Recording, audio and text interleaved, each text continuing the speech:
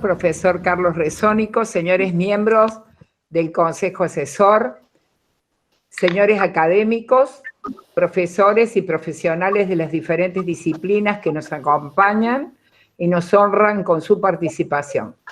Es un honor para mí presidir esta actividad científica en representación de la Comisión Directiva de la Academia de Ciencias, la cuarta en el año, en modalidad virtual, avalando así nuestro compromiso de mantener un desarrollo integral de la institución, promoviendo una activa participación de las diferentes disciplinas que le integran, siempre con el objetivo de contribuir al conocimiento científico, promoviendo actitudes y valores basados en el sostenimiento de una conciencia ética, reflexiva y críticamente constructiva. Reitero nuestro agradecimiento a profesionales administrativos y técnicos que hacen posible su concreción, especialmente a nuestra distinguida invitada de hoy, la doctora Claudia Pellizas, investigador principal de CONICET, quien ha colaborado con nosotros desde el inicio de la crisis sanitaria actual, y a quien tenemos gratamente el honor de contar como expositora. La doctora Pellizas ha sido seleccionada por la Academia, por la sección de Ciencias Básicas de la Academia de Ciencias Médicas, bajo la coordinación del doctor Carlos Argaraña, en respuesta a la propuesta efectuada por la doctora Ana María Mazzini, quien efectuará a continuación la presentación curricular de la doctora Pellizas, agradeciéndole, por supuesto, su disposición. Quiero brevemente señalar que la conferencia de hoy, titulada Efecto de las hormonas tiroideas en el sistema inmune, representa para nuestra institución una conjunción de valores que me parece importante señalar.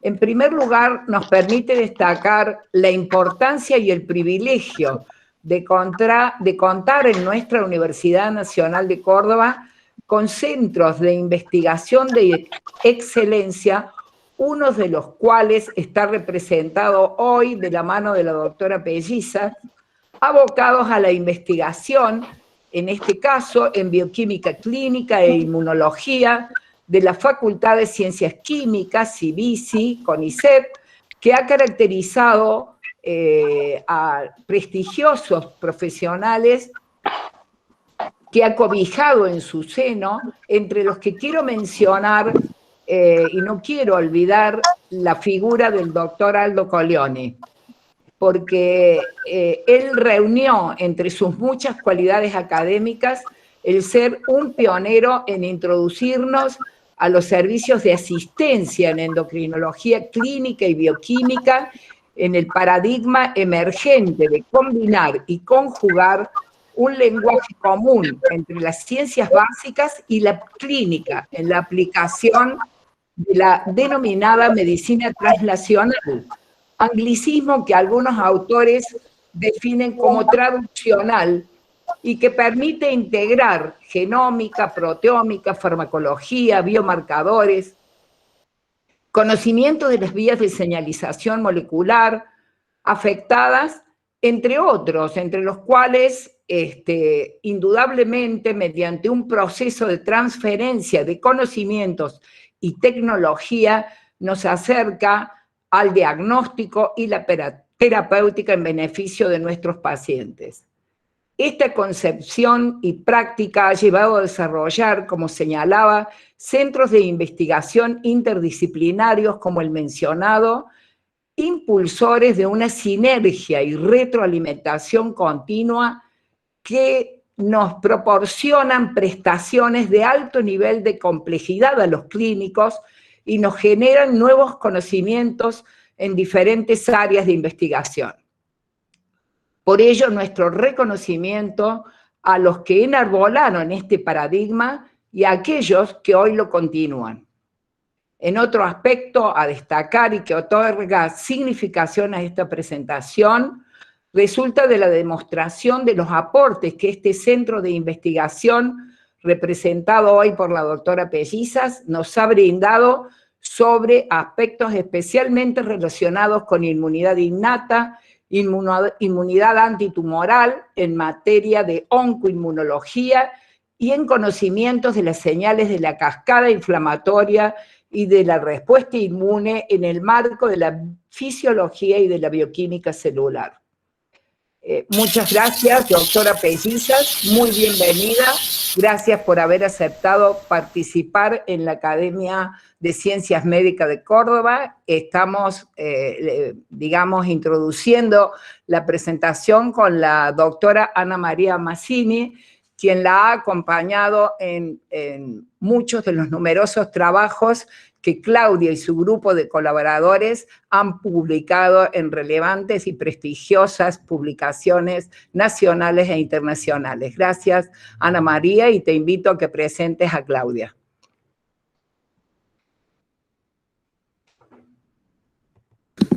Está silenciada, Ana.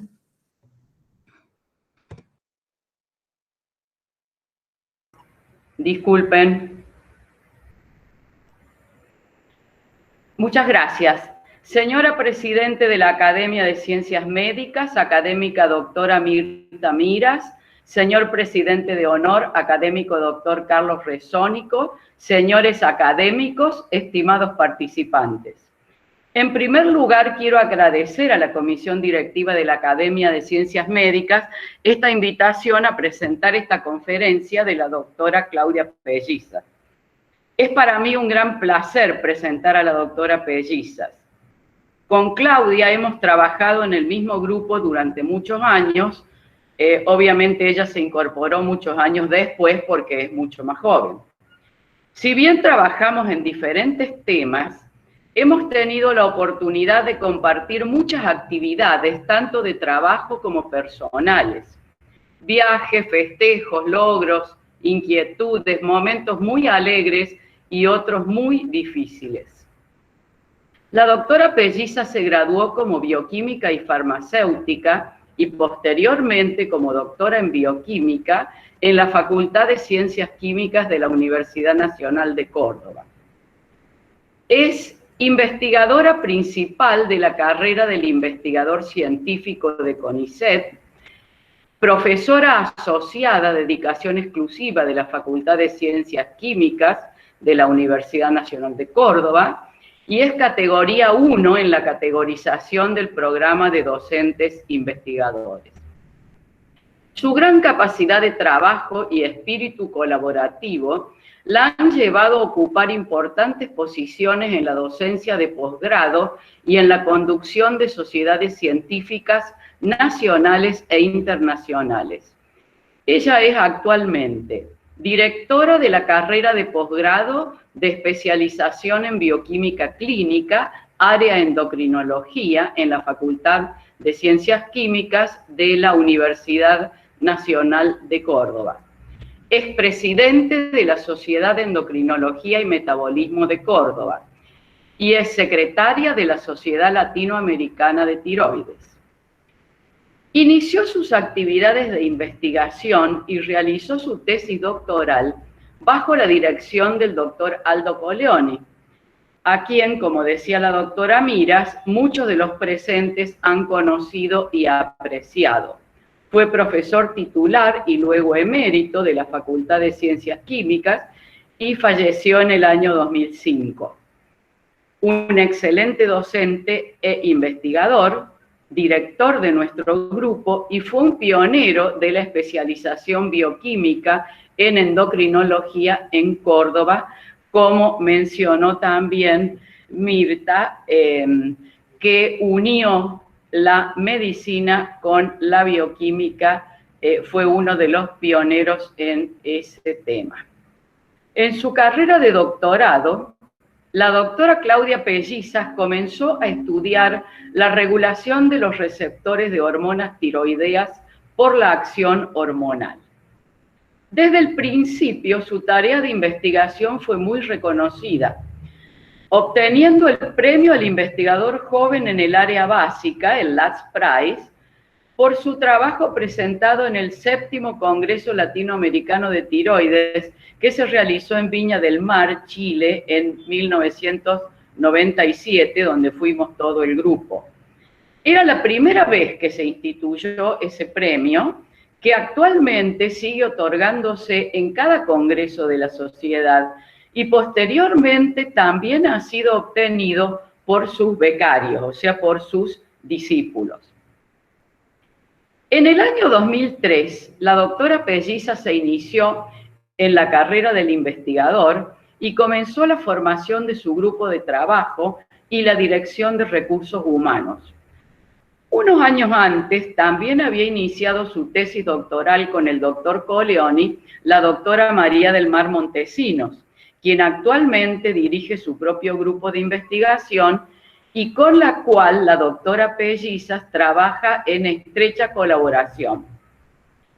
Alrededor del año 2005, la doctora Pellizas comenzó su proyecto de investigación sobre la interacción entre las hormonas tiroideas y el sistema inmune, el cual continuó ampliando y profundizando.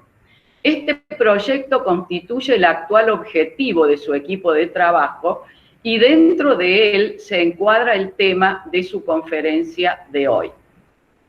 Es de destacar que su producción científica representa una significativa contribución al conocimiento del mecanismo de acción de las hormonas tiroideas y se refleja en importantes publicaciones y presentaciones en reuniones científicas.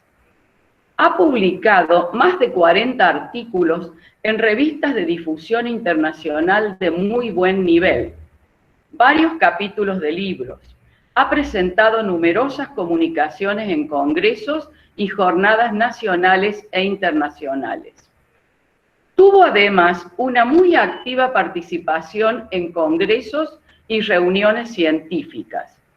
Fue disertante en numerosas conferencias y simposios nacionales e internacionales, destacándose el 17º Congreso Internacional de Inmunología en el 2019 en Beijing, China. También participó en la organización de numerosos congresos y jornadas como miembro del comité organizador y del comité científico. El último, recientemente, fue el 16º Congreso Internacional de Tiroides, que iba a realizarse en la ciudad de Xi'an, China, en 2020, donde ella fue miembro del comité científico. Bueno, luego el congreso se tuvo que realizar en forma virtual. La doctora Pellizas tuvo una importante participación en la formación de recursos humanos. Dirigió 5 tesis doctorales y tiene 2 en curso. Dirigió numerosas becas doctorales y postdoctorales de CONICET y otras instituciones. Fue directora y codirectora de investigadores asistentes de la carrera de CONICET. En relación a sus actividades de investigación, también se destaca que ha recibido numerosos premios y distinciones, aparte del que ya les comenté, a nivel local, nacional e internacional por sus trabajos de investigación. Ha recibido numerosos subsidios nacionales e internacionales como directora de proyectos de investigación científica, básica y clínica relacionados al funcionalismo normal y patológico de la glándula tiroides. Ha participado en la evaluación de proyectos de investigación, de investigadores y de becas. Ha sido revisora de trabajos a ser publicados en revistas científicas nacionales e internacionales.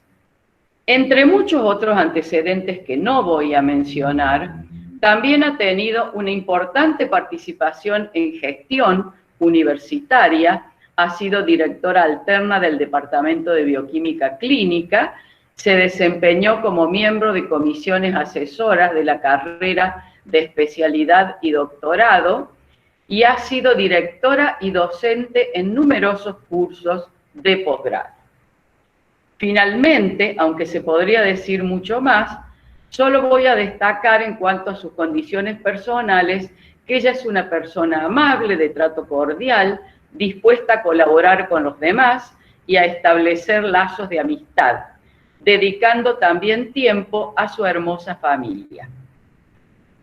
Entonces ahora invito a la doctora Pellizas a brindarnos su conferencia sobre el tema efecto de las hormonas tiroideas en el sistema inmune.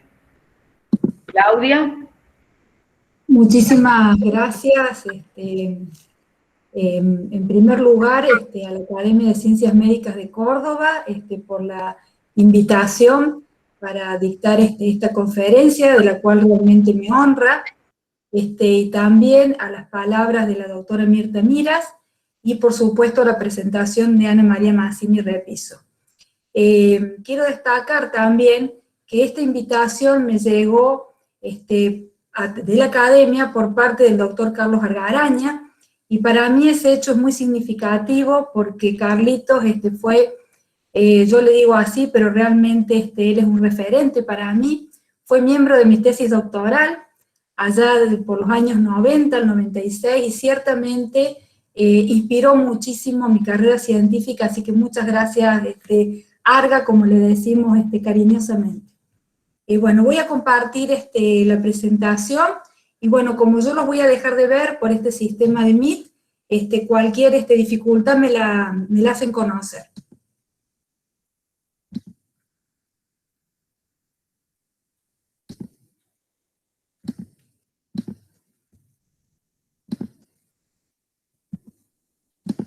¿Lo pueden ver?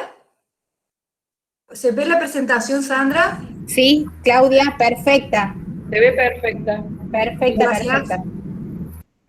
Bueno, muchísimas gracias, por supuesto, a toda la audiencia por el tiempo dedicado para estar acá.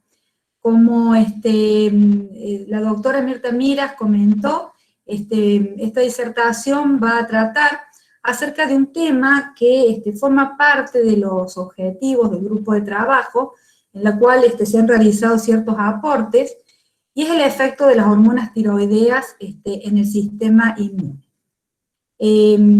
Acá les presento un esquema de la presentación que voy a realizar para poder ir desglosándola.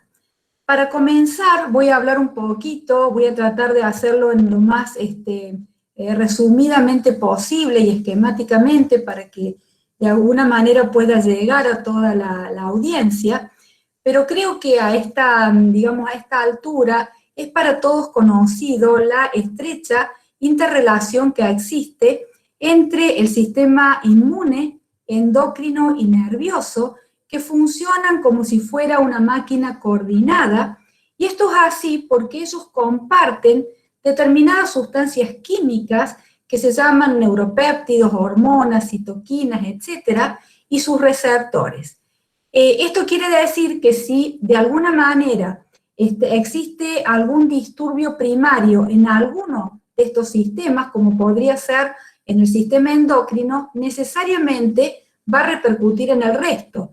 Y el más conocido por todos es, por ejemplo, cómo el estrés, que influye primariamente en el sistema nervioso, tiene repercusiones directas sobre el sistema endocrino y el sistema inmune. Mirándolo de una forma real, esta interrelación se da a través del sistema nervioso central, el sistema nervioso simpático y parasimpático, y fundamentalmente por un eje fundamental en el sistema endocrino, que es el eje hipotálamo pituitario, que gobierna una serie de sistemas hormonales, el de las hormonas sexuales, las hormonas adrenales, las hormonas tiroideas, etcétera, y todas ellas, como podemos ver esquemáticamente acá, van a actuar influenciando este sistema inmune. La más conocida de esta interrelación por la cantidad o el volumen de información que tenemos al respecto es la interacción que existe entre las hormonas de la corteza suprarrenal, glucocorticoides, sobre el sistema endocrino, y para todos es conocido, por ejemplo, el efecto inmunosupresor de la dexametasona. Hoy voy a hablar yo un poquito acerca del efecto menos conocido de las hormonas tiroideas sobre el sistema inmune. Es decir, de qué manera están influenciando estas hormonas a el funcionalismo de lo que nosotros podemos denominar las defensas de nuestro organismo. Para comenzar a hablar muy brevemente, para aquellos que no están en tema, simplemente decirles que las hormonas tiroideas, que son producidas por la glándula tiroides, que se encuentra en la parte anterior de la tráquea, y que son secretadas y liberadas al torrente sanguíneo bajo influencia del eje hipotálamo pituitario, como ya mencioné, llegan a través de la circulación a sus células blanco, y la característica es que estas hormonas que ustedes pueden ver acá, ¿por qué decimos T4 y T3? Porque son la tetraiodotironina o tiroxina y la triiodotironina o T3. Como podemos ver, acá ambas están en circulación, pero la glándula tiroides produce fundamentalmente T4 y poca cantidad de T3. Sin embargo, la T4 ingresa a cualquier célula blanco y sufre un proceso de metabolización por la cual se transforma a T3, y T3 es la que tiene acción biológica al interaccionar sobre sus receptores, fundamentalmente receptores nucleares. Este es un concepto que en los últimos años ha cambiado ligeramente, ya que se sabe que la T4 no es totalmente una prohormona, ya que puede actuar sobre ciertos receptores presentes en la membrana plasmática, y por su parte, la T3 también puede interaccionar sobre receptores que se encuentran en el citoplasma de la célula. Por su parte, el sistema inmune lo podemos describir de una manera extremadamente simplicista y solo a los fines didácticos, como un sistema inmune innato que vendría a ser la primera barrera o defensa ante la presencia de un determinado antígeno presente en un patógeno, que puede ser un virus, una bacteria, un parásito, o señales de daño que puedan estar actuando y que son sensadas por estas células de la inmunidad innata, que fundamentalmente son neutrófilos, células asesinas naturales, macrófagos y células dendríticas, que van a hacer el nexo entre la inmunidad innata o la inmunidad de primera línea y la inmunidad adaptativa. La inmunidad adaptativa es una defensa que demora un poco más de tiempo en desarrollarse, es lo que comúnmente conocemos como inmunidad de memoria, aunque ese es un concepto que uno lo define así a modo didáctico también, porque eso está en revisión actualmente, pero a los fines de lo que voy a hablar hoy, podemos decir que esta inmunidad adaptativa está ejercida por lo que se conoce como linfocitos T y linfocitos B. Y para muchos es conocido que los linfocitos T son los productores de anticuerpos, es decir, los responsables de lo que se llama inmunidad humoral, y los linfocitos T que ejercen una defensa a través de diferentes tipos de células que son desarrolladas, es lo que se conoce con el nombre de inmunidad celular. Gracias a la condición epidemiológica que actualmente estamos transitando, todos estos términos que yo estoy mencionando, de alguna manera son mucho más conocidos para la mayoría de aquellos que no están en esta temática. En ese sentido, ¿cuál es el efecto de las hormonas tiroideas sobre la inmunidad, o qué se sabe? Respecto al efecto de las hormonas tiroideas sobre la inmunidad adaptativa, esta es una temática de estudio que ha sido más desarrollada y desde hace mucho más tiempo, y cuando hace muchos años atrás yo empecé a interesarme mucho en esta línea de investigación, vino a mi curiosidad que de los pocos laboratorios que estaban dedicados a esta temática, uno de ellos se encontraba en Buenos Aires, estaba liderado por la doctora Graciela Cremacci, de la cual hay muchas publicaciones de las citadas acá, y ciertamente eso fue lo que permitió hace ya muchísimo más de una década que estableciera con ella una colaboración que va más allá de lo científico. En líneas generales, porque ¿cuál es el efecto de las hormonas tiroideas sobre la inmunidad adaptativa? Es muy difícil de generalizar, ciertamente, porque todo depende de la concentración de hormonas tiroideas, de cuál hormona tiroidea estemos evaluando, de la fuente de células que estemos o que se hayan reportado, pero en líneas generales podemos decir que cuando estamos hablando de linfocitos normales, el estado de hipertiroidismo favorece diferentes parámetros que nos permiten medir la respuesta inmune adaptativa, como podrían ser la proliferación de linfocitos, producción de anticuerpos, migración celular, producción de especies reactivas de oxígeno, y por lo tanto podemos decir que las hormonas tiroideas estarían de alguna manera, digamos, elevando este estado de inmunidad, con todas las salvedades del caso, por supuesto. Sin embargo, esto no es así en procesos neoplásicos, y este también es un tema de extensa investigación de la doctora Cremaschi, que es lo que ocurre en el linfoma de células T, donde en estas condiciones ya la acción de las hormonas tiroideas es preponderantemente a partir de un receptor que está en membrana plasmática, que se encuentra mayormente expresado en este tipo celular, y que las hormonas tiroideas favorecerían un estado protumoral a través de diferentes eventos, angiogénesis, proliferación celular, sobrevida. Ahora, ¿cuál es el efecto de las hormonas tiroideas en la inmunidad innata o conocido? ¿Qué se sabe hasta el momento? Es decir, ¿qué se sabe del efecto de estas hormonas sobre los diferentes tipos celulares?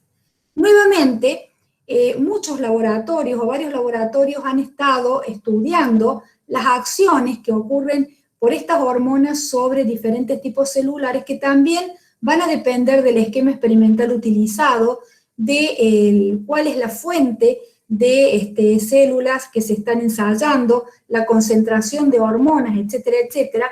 Pero como ustedes pueden ver acá, diferentes tipos de respuesta, podemos de alguna manera concluir que las hormonas tiroideas preponderantemente favorecen las funciones de cada uno de los tipos celulares, y solo en algunas ocasiones tienen la capacidad de disminuirlas, y en determinados esquemas experimentales. Viendo este esquema, que fue la pregunta que de alguna manera me hice hace muchos años atrás, y esta pregunta no me la hice sola, ya voy a comentar al respecto. ¿Cuál es el efecto de las hormonas tiroideas sobre el proceso de inicio de la respuesta inmune adaptativa? Es decir, cómo las hormonas tiroideas podían influenciar la respuesta inmune adaptativa, pero influenciando a un tipo celular que es fundamental para, de alguna manera, a partir de la inmunidad innata, permitir el desarrollo de una inmunidad adaptativa, y esto es a partir de células dendríticas. En este sentido, las células dendríticas son células presentadoras de antígenos por excelencia, porque tienen la capacidad de capturar, procesar y presentar antígenos a linfocitos T vírgenes, que son los que acá tenemos en color gris, es decir, linfocitos que están presentes en los ganglios linfáticos, donde la interacción entre la célula dendrítica y el linfocito ocurre en un sitio cercano a donde la célula dendrítica ha encontrado ese antígeno, y de alguna manera instruirlo para el desarrollo de una inmunidad celular de diferente tipo, que va a depender del antígeno que encontró la célula dendrítica y del medio ambiente humoral en donde ese encuentro se realice. Y así se pueden favorecer ciertas respuestas proinflamatorias, como son lo que se conoce con el nombre de TH1 y TH17, respuestas que favorecen la resolución de la inflamación o cicatrización de tejidos, es decir, que son respuestas más bien de tolerancia inmune, como la respuesta TH2, y la típica respuesta de supresión de la actividad del sistema inmune, como es la respuesta de células T regulatorias, tan importantes en determinadas circunstancias y sobre todo, por supuesto, para impedir la sobreactivación del sistema inmune. En este contexto, en situaciones normales va a haber homeostasis, va a haber un equilibrio. El problema es cuando esta balanza de alguna manera está sobre desequilibrada para alguno de los platillos de la misma. En conclusión, y de una manera muy, digamos, esquemática, podemos decir que las células dendríticas, por lo tanto, direccionan diferentes respuestas adaptativas a través de poblaciones linfocitarias, haciendo que estos linfocitos, que pueden ser B, que pueden ser T, que podrían ser también células natural killer, van a tener diferentes fenotipos o características que nos van a permitir de alguna manera experimentalmente poder determinarlas y su funcionalidad. Por lo tanto, voy a comenzar a hablar de cuáles fueron los hallazgos de nuestro laboratorio, que fue el primero que se interesó en el estudio de esta temática, es decir, el estudio del efecto de la hormona tiroidea T3. Elegimos T3 porque en ese momento considerábamos que era la hormona biológicamente activa sobre el proceso de inicio de la respuesta inmune. En este punto quiero destacar que esta línea de investigación, como mencionó la doctora Mazzini, se inició en el año 2005 y continúa hasta el presente. En ese momento fue mi mentor, el doctor Aldo Colioni, a quien le debo todo lo que científicamente soy y muchísimo de lo que humanamente soy. Él ha fallecido hace muchos años, pero cada vez que lo nombro me sigo emocionando, porque él fue, fíjense ustedes que él falleció en ese mismo año, y él fue el que de alguna manera me apoyó ante este interrogante o ante este cuestionamiento mío de qué podría estar pasando con las hormonas tiroideas en el sistema inmune. Y así tuve el honor de contar con el apoyo de un genio de nuestra ciencia argentina, un orgullo para todos, que es el doctor Gabriel Rabinovich, porque una tarde en su laboratorio, en ese momento del Hospital de Clínicas de Buenos Aires, en donde yo le fui con la pregunta y nos pusimos de alguna manera a revisar bibliografía juntos, él me ayudó a delinear el primer proyecto en el cual estudiar justamente cuál era el efecto de las hormonas tiroideas en el inicio de la respuesta inmune.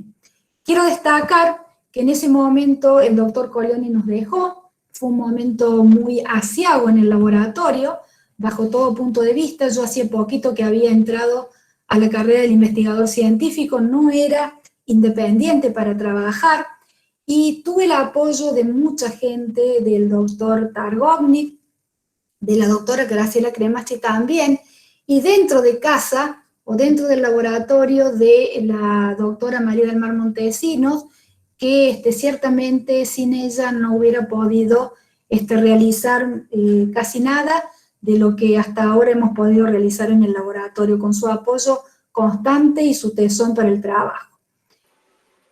Voy a comenzar a describir una síntesis de lo que fueron nuestros hallazgos, y los primeros que empezaron en aquellos años nos permitieron aportar evidencias acerca del efecto de T3 o de la hormona tiroidea T3 sobre las características y funcionalidad de células dendríticas, como así también los mecanismos de transporte, metabolismo y acción de las hormonas tiroideas en células dendríticas. En ese sentido, y gracias a la realización de 2 tesis doctorales, que fueron la del doctor Iván Mascanfroni y Nicolás Quijena, pudimos de alguna manera arribar a este esquema en el cual vimos cómo la hormona tiroidea ingresaba a la célula dendrítica a través de determinadas proteínas, de qué manera encontraba sus receptores presentes tanto en el citoplasma como en el núcleo de la célula, pero ciertamente más en el citoplasma, y cuáles eran los mecanismos intracelulares involucrados, como así también cuál era el metabolismo de las hormonas tiroideas dentro de la célula, y esto también nos permitió describir muchos mecanismos moleculares asociados. En este sentido, de manera muy esquemática, una célula dendrítica inmadura, por acción de la hormona tiroidea, vimos que producía una maduración fenotípica, es decir, en su aspecto como en su función, produciendo grandes cantidades de una citoquina, es decir, una sustancia química proinflamatoria como es la interleuquina 12, sin incrementar, disminuyendo los niveles de interleuquina 10, que es un marcador de una respuesta Th2 o tolerogénica, y que estas células dendríticas, cuando encontraban linfocitos T naive, eran capaces de hacerlos proliferar y producir altos niveles de interferón gamma que ciertamente tienen una potencia proinflamatoria. Es decir, favoreciendo, y si recuerdan el mapa o el esquema que yo les mencioné de las respuestas T, una respuesta de tipo Th1, productora de interferón gamma, proinflamatoria. Es decir, inclinando la balanza hacia un estado proinflamatorio. Posteriormente, Nicolás Gigena fue el que permitió determinar, y por supuesto no me voy a detener en este tema, cuáles eran las proteínas de membrana que permitían el ingreso de T3 y T4, y cómo las hormonas se metabolizan dentro de la célula y que permiten la maduración celular, y esto también nos permitió demostrar por qué T4, la principal hormona tiroidea presente en circulación, tiene escasa capacidad de entrar a la célula dendrítica, y esto nos permitió describir un mecanismo de alguna manera homeostático que impediría que las células dendríticas que están circulando puedan ser activadas inespecíficamente, y más bien puedan ser activadas por provisión de T3 en sitios cercanos a la unión o a la presentación antigénica. Posteriormente también pudimos determinar, y gracias a la tesis doctoral de Vanina Lamino, que además de esta respuesta que yo les había mencionado ya, también se inducía el aumento de la expresión o de la proliferación de otros linfocitos T, que son linfocitos T citotóxicos, que como su nombre lo indica, tienen la capacidad de matar. ¿Y van a matar a todo? No, van a matar a aquellas células que expresen un determinado antígeno. Entonces, si nosotros a las células dendríticas las estimulábamos con T3, pero en la presencia de un determinado antígeno tumoral, esta célula dendrítica tenía la capacidad de madurar, de presentar ese antígeno en su superficie y de alguna manera incrementar ciertas características en la misma que realmente nos llamó la atención porque pensamos que podrían ser utilizadas en un protocolo de vacunación antitumoral a base de células dendríticas. ¿Y de qué se trata esto?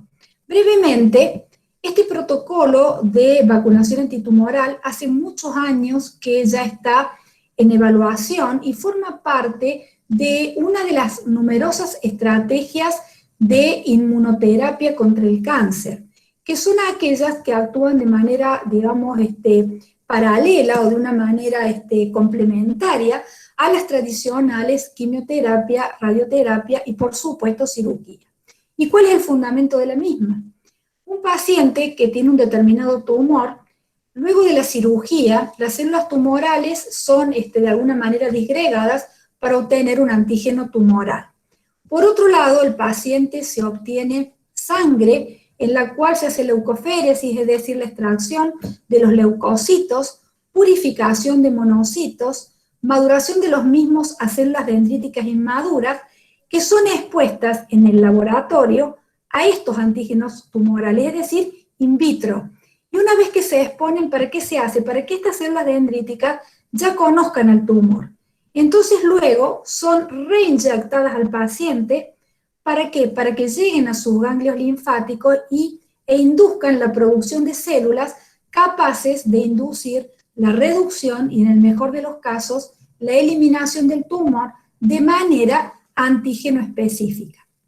Sin embargo, esta estrategia de vacunación tiene múltiples sitios por los cuales no ha podido en la mayoría de los casos ser optimizada, ya que depende del antígeno tumoral, de la estrategia para su purificación, como así también para pulsar a las células dendríticas y fundamentalmente la elección de un adyuvante apropiado. ¿Para qué? Para que una vez que sea reinyectado, estas células dendríticas tengan un mayor tiempo de sobrevida, porque una de las características es que viven poco tiempo y cuando se mueren inducen el proceso contrario, que es la tolerancia inmunológica. Es decir, que en muchos casos se encuentran en proceso de optimización. Sin embargo, ya existen ciertas estrategias como aquella utilizada para el cáncer de próstata, ya autorizada por la FDA en el año 2010. Pero durante muchos años y actualmente esto está en fase de optimización para diferentes tipos de tumores. Volviendo al punto donde los había dejado, ante esta pregunta, es decir, ¿cuál podía llegar a ser el efecto de T3 como un adyuvante en este proceso de vacunación antitumoral de células dendríticas? Nosotros lo probamos en un modelo murino, es decir, en ratones de tumor melanoma. Y cuando utilizamos esta vacunación antitumoral, en la cual las células dendríticas eran in vitro, estimuladas con los propios antígenos tumorales, y luego los animales eran tratados con estas células dendríticas, lo que veíamos es que en los ganglios drenantes del tumor se producía una gran proliferación de linfocitos T de tipo CD4, helper, CD8, citotóxicos, que producían grandes cantidades de interferón gamma y que producían la reducción del tumor. Este efecto fue muy significativo y valió, digamos, diversos premios que la doctora Lamino pudo obtener gracias a estos resultados y con el fuerte apoyo, vuelvo a insistir, del laboratorio del doctor Gabriel Rabinovich. Es decir, que el efecto antitumoral había sido demostrado. Más recientemente ha sido replicado para un modelo de cáncer de colon murino y por parte de la tesis doctoral de la doctora de la bioquímica Florencia Soler, que está a punto de concluir bajo la dirección de María del Mar Montesinos. Y Florencia también ha iniciado, ante esta, digamos, perspectiva de posibilidad de ser utilizada para tratamiento humano, ha empezado el estudio del efecto de T3 sobre células dendríticas de origen humano. Es decir, que la hormona tiroidea ciertamente podría actuar como un poderoso adyuvante para optimizar vacunas antitumorales antígeno específicas a base de células dendríticas. En este escenario de un potencial terapéutico antitumoral de estas células dendríticas estimuladas con T3, fue necesario hacernos esta pregunta: ¿cuál es el balance entre respuestas proinflamatorias versus tolerogénicas desencadenadas por el mismo? ¿Por qué? Porque nosotros habíamos restringido hasta ese momento nuestra búsqueda, y si esto de alguna manera era administrado, teníamos que estar en muy buen conocimiento de todo aquello que estuviera ocurriendo, es decir, la balanza hacia cuál de los lados estaría inclinado o no, y fue una de las preguntas que fue respondida por Vanina Lamino en su trabajo postdoctoral.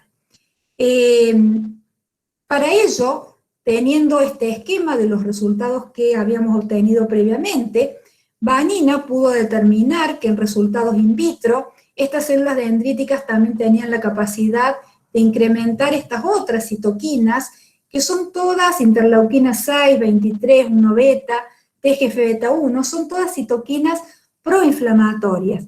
Y la característica de estas citoquinas es que tienen la capacidad de inducir la proliferación de linfocitos productores de otra citoquina, que es la citoquina interleuquina 17. Esta citoquina interleuquina 17 está actualmente y en los últimos años, digamos, siendo la mira de numerosas investigaciones por su poder de alguna manera dual y dependiendo de la condición, teniendo una actividad fuertemente proinflamatoria, pero también involucrada en procesos de autoinmunidad. Es decir, que esta pregunta nos vino a la mente. Esta citoquina, si era producida o no por los linfocitos y cuáles eran las células productoras. Así, Vanina realizó primero in vitro un cultivo mixto linfocitario, quiere decir que estas células dendríticas ya maduradas, las enfrentó con linfocitos T naive, sacados de esplenocitos de un ratón halogénico, y al medir los niveles de interleuquina 17, estos estaban ciertamente incrementados, y fundamentalmente por células CD4 negativas. ¿Cuáles son las células CD4 negativas? Para ello, veamos que las CD4 positivas es toda la población que yo les había mencionado como células T helper, y en este caso, si producen TH17, interleuquina 17, es lo que se conoce como el perfil TH17, que ciertamente también estaba aumentado, pero fundamentalmente las CD4 negativas. Esta fue un hallazgo curioso que llevó a que Vanina tuviera que indagar cuáles eran las células CD4 negativas que producían interleuquina 17, no las vamos a nombrar por supuesto, sino simplemente destacar que estas células gamma delta T son las que en estas condiciones estarían fuertemente involucradas en la producción de esta citoquina, y estas células están en este momento en investigación con gran interés justamente por este rol también dual que tienen, dependiendo de la condición experimental. Pero podrían llegar a tener o jugar un fuerte rol antitumoral. También teníamos que evaluar el otro lado o el otro platillo de la balanza, es decir, cuáles eran las señales o cuál era el efecto de T3 sobre señales tolerogénicas. Y para medir señales tolerogénicas voy a tener que mencionar a dos moléculas. Acá vemos la interacción de una célula dendrítica con una célula T, y a su vez de una célula T con una célula tumoral, es decir, ¿qué pasaría en un contexto tumoral?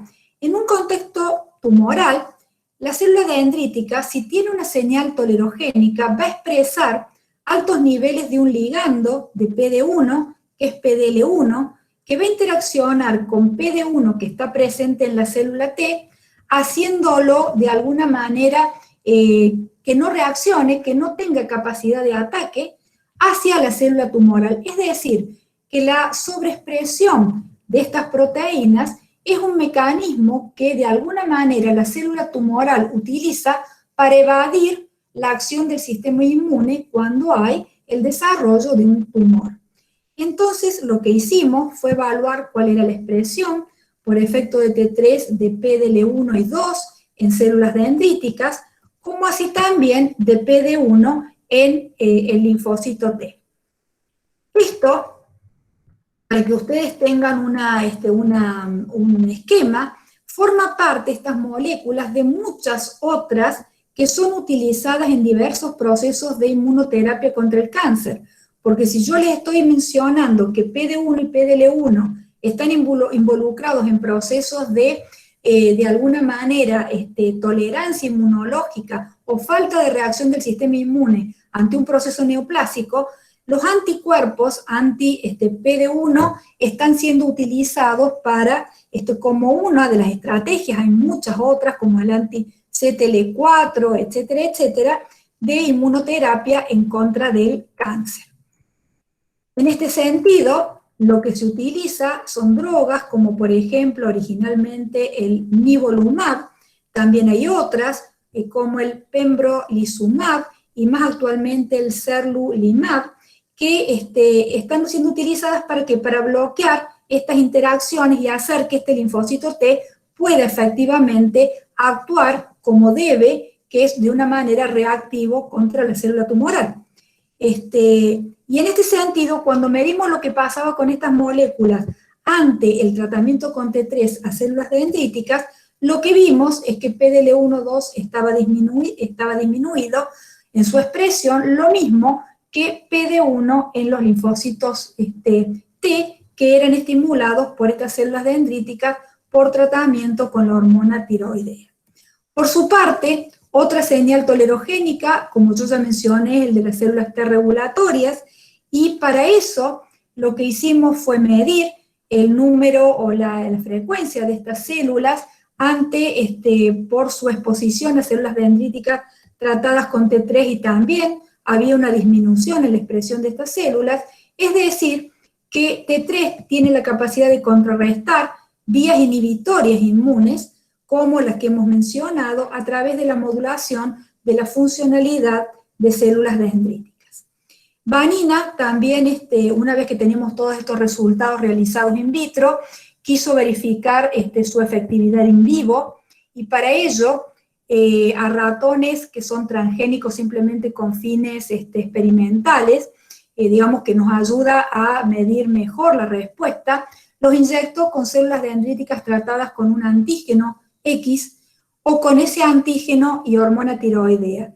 Y luego de 7 días midió en el vaso de esos animales qué es lo que estaba ocurriendo, es decir, la proliferación de las células, la secreción de citoquinas y cuáles eran las poblaciones incrementadas.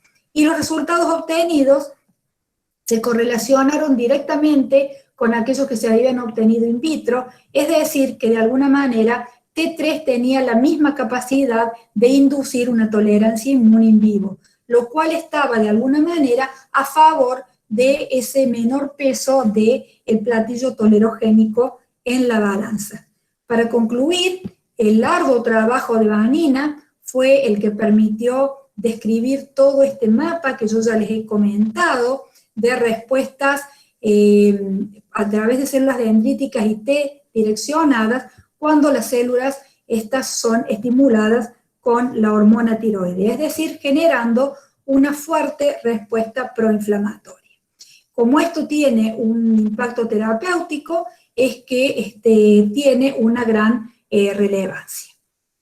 Los hallazgos más recientes y los estudios en curso en el laboratorio han permitido demostrar ya hace un tiempo que este esquema también funciona, como yo ya mencioné, en cáncer de colon uterino, y forma parte de la tesis doctoral que ya pronto se va a presentar de Florencia Soler, bajo la dirección de María del Mar, de la cual me siento muy orgullosa. También estamos estudiando el rol de vesículas extracelulares, como son microvesículas y exosomas, que son partículas que están en boga actualmente en estudio, simplemente porque son pequeñas partículas secretadas por las células, pero que llevan información de una célula a otra. Entonces, en procesos tumorales, estarían fuertemente involucradas en el envío de señales o facilitar metástasis a distancia entre un tumor que está en un lugar y la metástasis que se desarrolla en un lugar lejano. Por lo tanto, estamos midiendo cuál es el rol de estas vesículas extracelulares en la acción de T3 a nivel de la inmunidad adaptativa a través de células dendríticas. En este proyecto se encuentra actualmente Dana Negretti Borga, que está desarrollando su tesis doctoral bajo mi dirección y gracias a los beneficios de una beca FONCIT, de la cual también me siento muy orgullosa por su gran capacidad de trabajo y resiliencia a los resultados a veces adversos. Dana ya ha realizado presentaciones de sus resultados en congresos internacionales y también Dana está involucrada en otra parte del proyecto que también está relacionado con cáncer y es medir la participación de la vía intracelular mediada por esfingolípidos en estos efectos. Dana fue a Estados Unidos a principios del año pasado para realizar una estancia de investigación que lamentablemente fue interrumpida por la pandemia. La pandemia la agarró en Estados Unidos, estuvo 1 mes y medio encerrada en un sótano antes de poder ser repatriada, y por eso yo creo que merece todo mi respeto y consideración, como muchos otros que han quedado de alguna manera varados fuera del país ante esta situación que nos está ocurriendo. Por su parte, recientemente hemos iniciado otro proyecto que es el estudio de la reprogramación metabólica inducida por este tratamiento y forma parte de la tesis doctoral que recientemente se inicia de Antonella Blanco. Antonella es una reciente egresada bioquímica de nuestra facultad, fue becaria CIN y hace ya 2 años que está yendo al laboratorio y actualmente, y con orgullo digo, que va a realizar su tesis doctoral bajo mi dirección. Por otro lado es pampeana y también una excelentísima persona al igual que Dana. Quiero en este sentido enfatizar que hay muchos becarios que están trabajando en el instituto, que está funcionando con una condición muy exigida de trabajo, como ustedes pueden ver acá. Sin embargo, acá muestro a ellas, que son mis becarias, pero hay muchos otros, y quiero ciertamente destacar su capacidad y su tesón de seguir adelante para, de alguna manera, aportar en diferentes aspectos a los proyectos de investigación. En nuestro instituto, inclusive, hay muchos que están abocados a proyectos de COVID, así que también mi reconocimiento para todos ellos. Las perspectivas futuras son muchas, las preguntas son infinitas, pero ciertamente con esta balanza inclinada hacia un rol proinflamatorio, mi pregunta es qué ocurriría con una enfermedad autoinmune. ¿Por qué? Porque las células dendríticas tienen un rol fundamental, ya que fuertemente están ya denominadas como los promotores de los procesos autoinmunes a inclinar la balanza hacia una actividad proinflamatoria. Quiero destacar que de una manera bastante llamativa, hoy que estoy acá con ustedes, es el Día Internacional de la Inmunología. Por eso es que los inmunólogos de mi institución están participando de diversas actividades que se desarrollaron y se desarrollan en el día de hoy, y decirles que esta celebración tuvo su origen en el año 2005, pero en el año 2007 la Unión Internacional de Sociedades de Inmunología, la IWIS, declaró este día como el Día Internacional de la Inmunología. Y también de una manera que fue curiosa, como ya mencionó Ana, en el año 2019, y gracias a Gabriel Rabinovich, tuve la posibilidad de participar como disertante en el Congreso Internacional de Inmunología, y bueno, como ustedes pueden ver acá por la fecha, a horas de la aparición del coronavirus muy cerca de Beijing. Eso fue lo que hizo que el año siguiente, o sea, 2020, no se pudiera desarrollar otras actividades como las mencionadas por Ana. Pero lo más importante que puedo decir hoy es que el 29 de abril es un día dedicado a aumentar la conciencia mundial sobre la importancia de la inmunología en la lucha contra las infecciones y muchos otros procesos como autoinmunidad y cáncer, y promover los beneficios de la investigación en inmunología, que hoy en día, y gracias a la pandemia SARS-CoV-2, estamos, o la sociedad y los gobiernos están reconociendo, y que por eso pedimos fuertemente el apoyo de la inversión en ciencia, que es lo que necesitamos para poder seguir trabajando.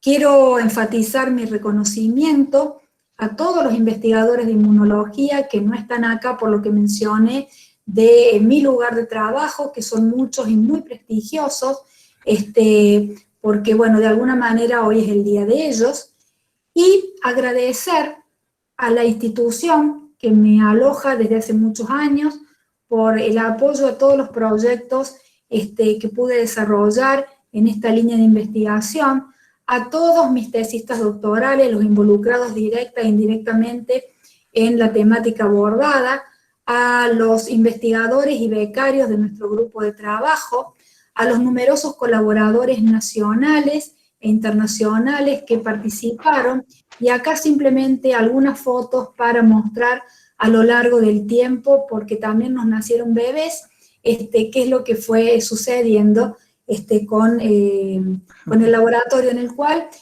hasta el año pasado pasábamos más tiempo que a veces con nuestra propia familia. Y si ustedes me permiten ahora, y dada la importancia de esta fecha, yo quisiera con ustedes compartir, espero poder hacerlo, un video que quisiera saber si se ve. ¿Me pueden decir, Sandrita? Perfecto, se ve perfecto. Este video fue desarrollado por dos grandes docentes que tenemos en la institución y en el CIVISI, que son realmente una masa, cómo trabajan y cómo intentan hacer actividades de extensión. Y fue realizado ante la situación actual de coronavirus, y lo quiero mostrar muy enfáticamente hoy para que nos llegue y para que podamos transmitir el mensaje. Acá ustedes pueden ver a nuestro decano, el doctor Gustavo Chabrando, y el vicedecano, Marcelo Mariscal, y yo voy a pasar a reproducirlo, dura 1 minuto, así que espero que sea el último minuto que tengan que estar acá. La mejor vacuna es la que te toca.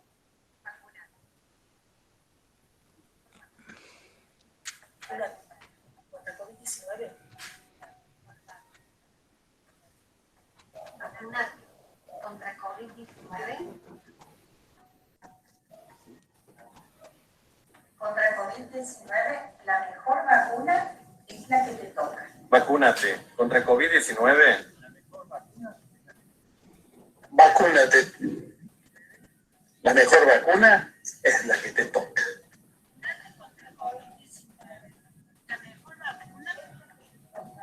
Vacúnate contra COVID-19. La mejor vacuna. Vacúnate contra COVID-19. La mejor vacuna es la que te toca.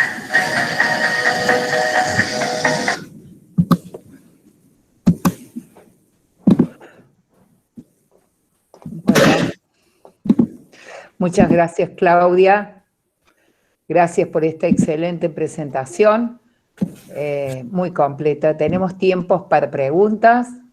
Muchísimas gracias, sé que me he excedido un poquito, pero bueno, gracias por permanecer allí, y bueno, espero que el volumen es bajo del video, pero ciertamente el vacunate, la mejor vacuna es la que te toca. Creo que nos tiene que llegar a todo y es el mensaje que tenemos que mandar en esta situación. Yo tengo una pregunta, levanté la mano, pero no sé quién coordina. Por favor, Marta, yo estoy coordinando. ¿Querés hacer las preguntas? Entre yo y Ana María vamos a... Quisiera hacer una pregunta, Claudia, con respecto a si tiene alguna idea, ya que trabaja en inmunología y está trabajando en algún proyecto de COVID. ¿Por qué razón solo el 17% de los individuos vacunados que tienen, responden o dan anticuerpos cuando son inmunosuprimidos? ¿Cuál es el motivo por lo que los inmunosuprimidos no desarrollan anticuerpos contra el COVID, de acuerdo a una prepublicación que sale hoy para que sale mañana en la revista Science, pero ya está circulando esa información, digamos? Marta, querida, gracias por la pregunta. La verdad que me cuesta hablar de una publicación que no he visto y que no he analizado. Pero ya se decía más o menos esa información. Pero ciertamente en los pacientes inmunosuprimidos hay de base una condición que las defensas del organismo de ese paciente, por algún motivo, que puede ser un trasplante, que puede ser una enfermedad autoinmune y tiene un determinado tratamiento, es un paciente que tiene sus defensas deprimidas, por lo tanto, ante el estímulo va a reaccionar en menor magnitud.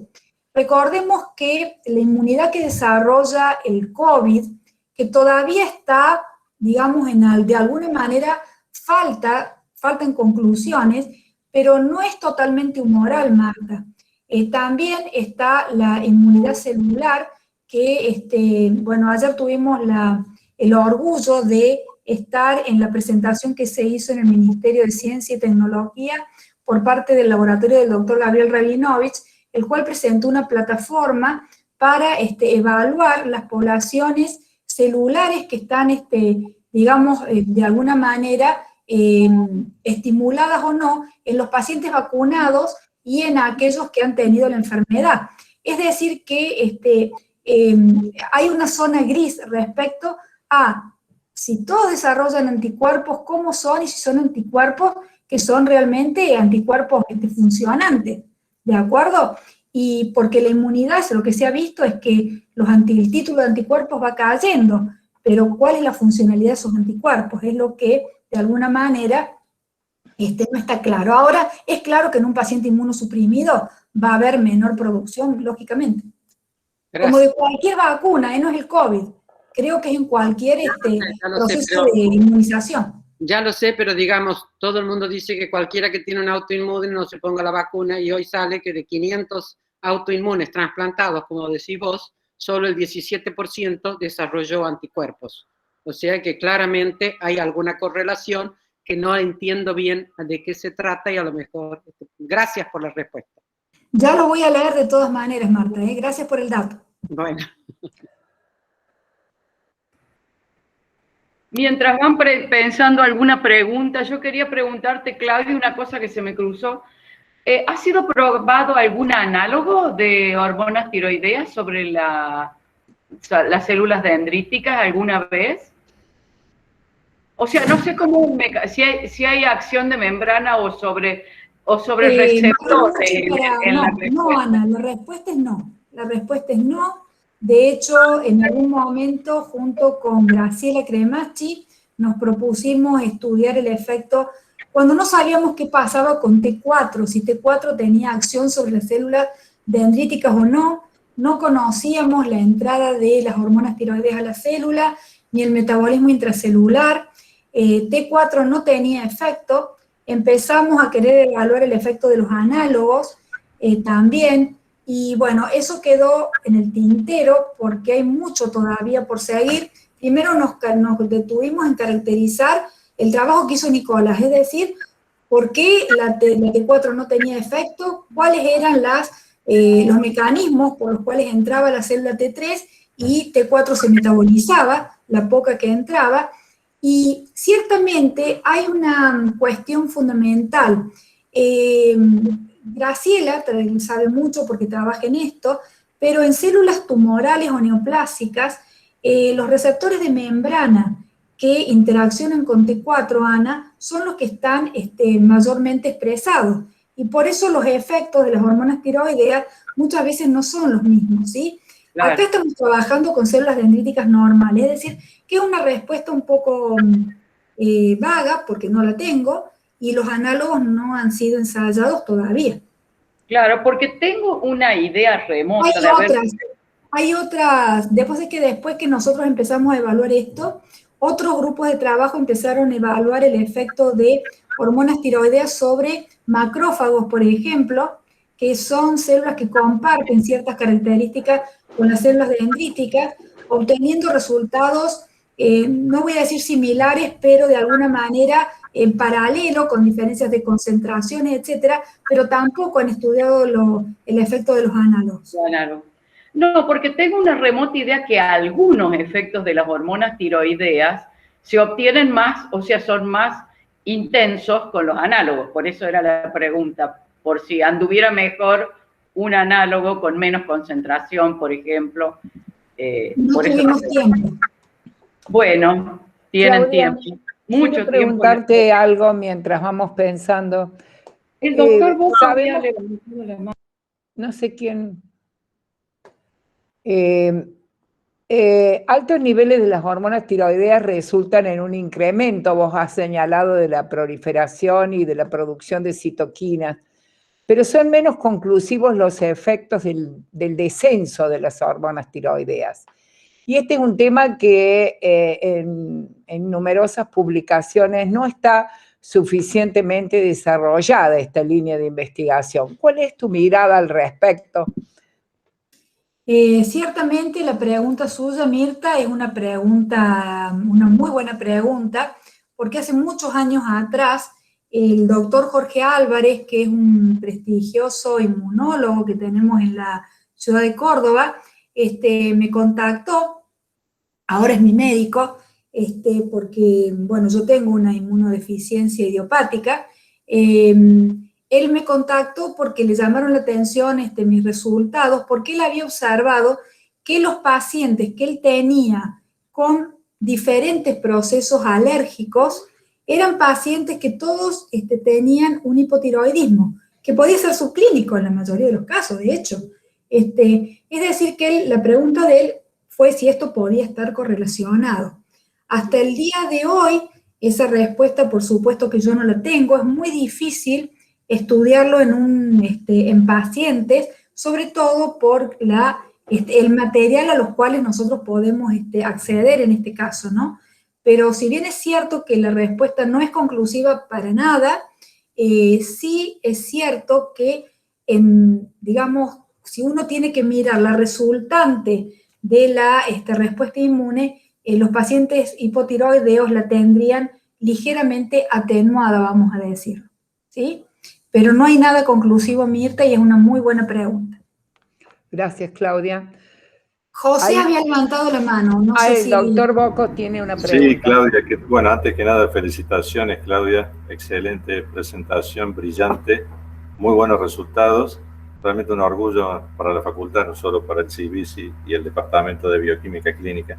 No, mi pregunta es muy básica, muy básica. Así como probaron los efectos de pulsar células dendríticas con antígenos tumorales para generar vacunas, creo que mencionaste algo al principio de trabajos de Graciela Kremaski que se habían hecho con algunas enfermedades infecciosas. Y bueno, transcurrido un año de pandemia, quizás la pregunta que flota en el ambiente, al menos para mí, es si hay alguna estrategia en curso o que vos tengas conocimiento de algo de esa naturaleza, de pulsar células dendríticas con antígenos del SARS-CoV-2 y tratarlo con T3, a ver qué sucede, si funciona o no como vacuna. Parece que yo te hubiera mandado a hacer esa pregunta, José. No, para nada. Totalmente cualquier vínculo, no la he visto personalmente, ni por mí, no la he visto hace un tiempito a Claudia. Hace un tiempo que no nos vemos, José, sí, ciertamente, nos cruzamos en el pasillo, no te diré nada más. No, es una excelente pregunta, José. En realidad esa pregunta tiene dos partes.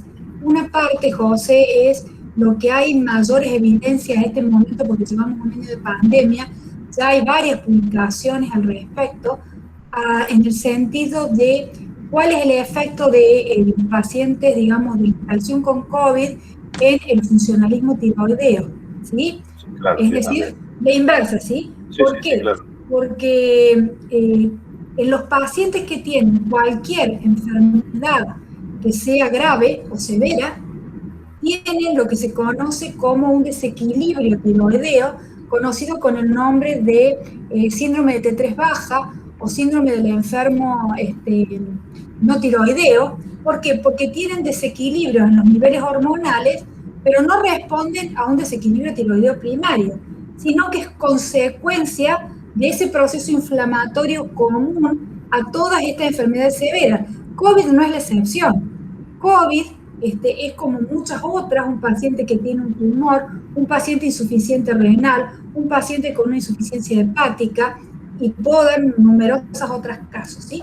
Eso está bastante más estudiado, ciertamente presenta en este perfil, y hasta el día de hoy la pregunta que yo vengo escuchando desde que era así de chiquitita, es de si esa respuesta de la función tiroidea deprimida con una T3 muy baja, de hecho se mide la evolución de la T3 para ver la recuperación del paciente. Si la T3 empieza a recuperarse, quiere decir que el paciente se está recuperando, fíjate vos, es un marcador. Mientras que si va para abajo, vamos despidiéndolo, ¿de acuerdo?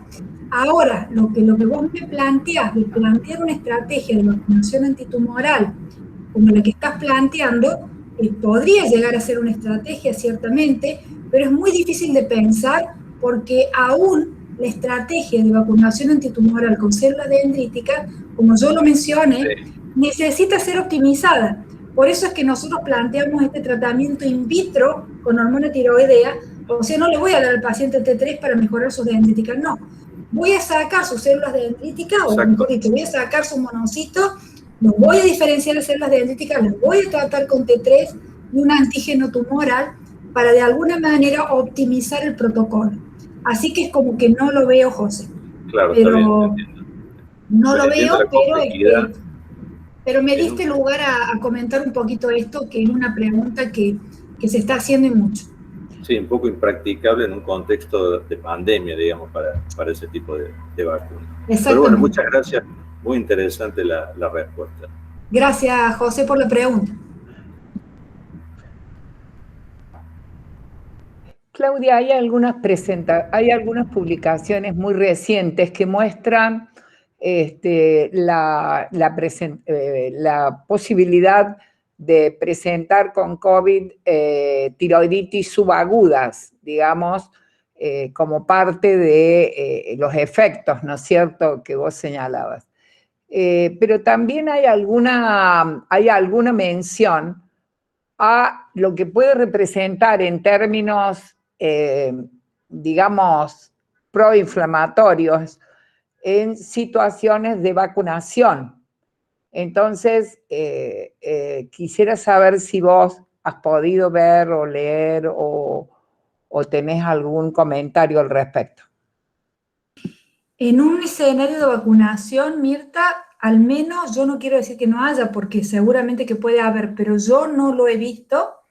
Creo que como de alguna manera la vacunación empezó, pero no hay extrema evidencia en muchos aspectos, los resultados van a empezar a aparecer, por supuesto, pero me cuesta creer, ¿sabes por qué, doctora? Porque las vacunas contra el COVID, todas ellas, ustedes saben que la que sea, por eso de que la que sirve es cualquiera, todas sirven, ¿sí?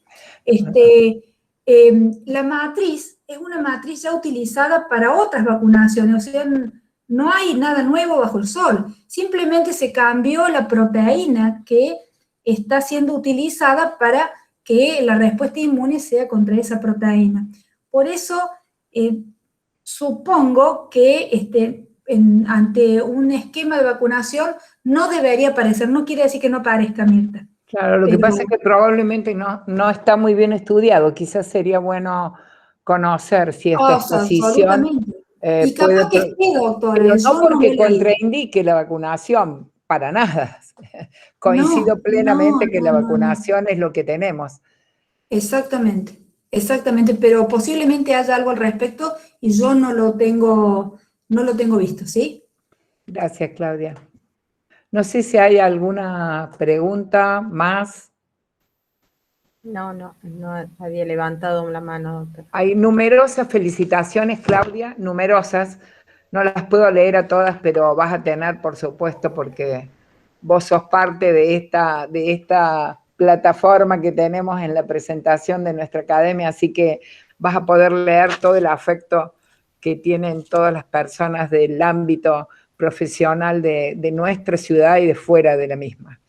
Así que, querida Claudia, gracias por tu excelente y muy completa presentación, por la claridad, por supuesto, de los conceptos vertidos, de un modo asertivo, en una complejidad que representa la temática que has abordado, indudablemente con habilidad y empatía que te caracteriza, y con los conocimientos tan completos que posees. Así que la Academia se congratula con tu participación, te recibe en su seno, por supuesto, y espera compartir contigo futuras presentaciones, futuros trabajos, y también del equipo tan importante de profesionales destacados que te acompañan en cada uno de estos trabajos. Así que, Claudia, muchas gracias. La Academia te brinda este diploma como comprobación de tu presentación y de tu paso por ella, que seguramente no será el único, y te brinda un fuerte aplauso por tu generosa y muy importante participación. Gracias, Claudia.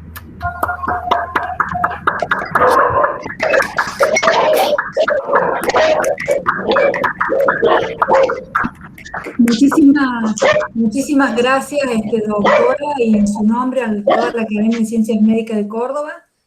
Vuelvo a repetir que es un honor estar acá. Un agradecimiento muy especial a todas las queridas personalidades que estoy viendo, que han dedicado su tiempo para poder compartir esta charla, que para mí es un honor y un orgullo. Así que, mi agradecimiento total, como así también a los afectos que también están acá, a mis amigas que nunca fallan, a mis colegas, familia, etcétera, etcétera. Así que un gracias gigantesco para todos, porque todos ustedes son mi vida. Gracias. Gracias, Claudia. De nuevo un aplauso. Muy linda charla, Claudia. Felicitaciones. Felicitaciones, Gracias, Claudia, Carlitos. muchas gracias. Gracias, Carlitos. Gracias, Ana. Excelente. Felicitaciones, Gracias.